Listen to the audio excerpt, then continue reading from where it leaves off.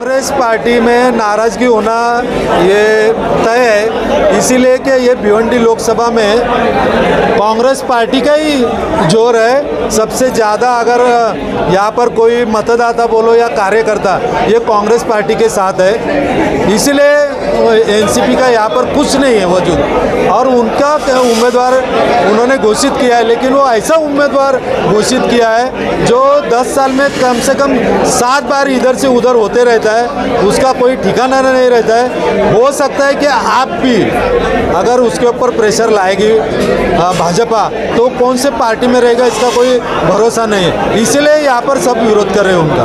कोपाटागढ़ से आपकी कोई चर्चा हुई है? कोपाटागढ़ से कोई चर्चा हुई है?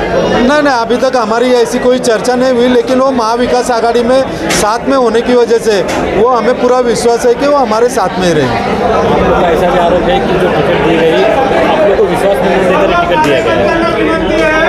आप लोग को विश्वास में न देकर टिकट दिया गया है, ऐसा? यहाँ पर हमें तो विश्वास में जान दो, लेकिन हमारे जो वरिष्ठ है प्रदेश अध्यक्ष नाना भाऊ पटेल और बाला साहेब थोरात साहब, इन लोग को भी विश्वास में नहीं, इसके ऊपर डिस्कशन शुरू था, तब भी उन्होंने ये टिकट घोषित कर दी।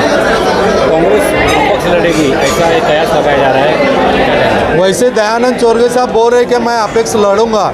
अगर वो अपक्ष लड़ते हैं तो मुझे लगता है कि सब कांग्रेसी उसको सपोर्ट करेंगे। राष्ट्रवादीकडून जी काल पवार गटातून जी उमेदवारी जाहीर झालेली आहे, ती काही महाविकास आघाडीची उमेदवारी नाही जाहीर झाली. कारण ज्या वेळेला ती जाहीर जेव्हा झाली त्यावेळेला आमचे वरिष्ठ, आमचे प्रदेशाध्यक्ष नानाभाऊ पटोले यांच्याशी फोनवर चर्चा केली.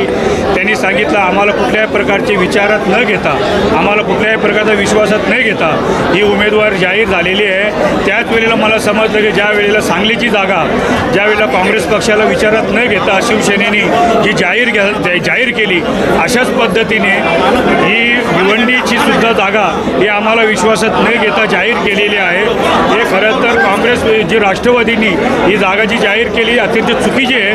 कारण या ठिकाणी राष्ट्रवादीचा कुठला अस्तित्व नाही आहे आणि पारंपरिक जागा काँग्रेस पक्षाची आहे. या ठिकाणी 9 वेळेला खासदार काँग्रेस पक्षाचा निवडून आलेला आहे. शिंगडासाहेब, स्वर्गीय आमचे दामू शिंगडासाहेब या ठिकाणी जवळपास 6 वेळेला निवडून आलेले आहेत. आमचे लानू शिडवाकोम या ठिकाणी निवडून आलेले होते. शंकरनाम या ठिकाणी निवडून आलेले होते. 2009मध्ये सुरेश टावरे साहेब या ठिकाणी निवडून आले होते.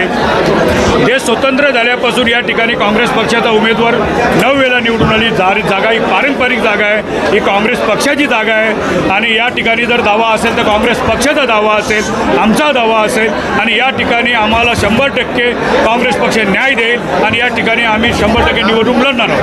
जर नाही दिला तुम्ही अपक्ष लढणार असं तुम्हाला कालच सांगितली, जर आम्हाला पक्षाने जर सांगितलं की मैत्रपूर्ण निवडणूक लढा, तर आम्ही मैत्रपूर्ण निवडणूक लढायला सुद्धा तयार आहोत.